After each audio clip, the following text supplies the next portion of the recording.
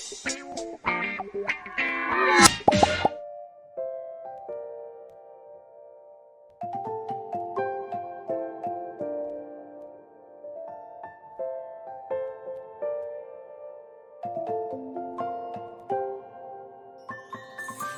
many places still undiscovered, but you're stuck in a blast of yesteryear.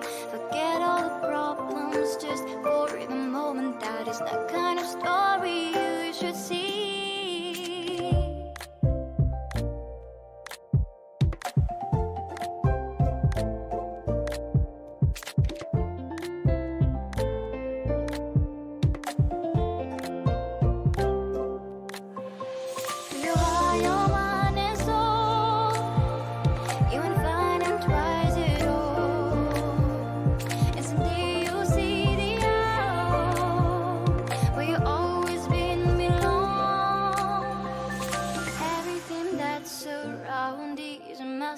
Just open the eyes of your own heart. The trials of life bring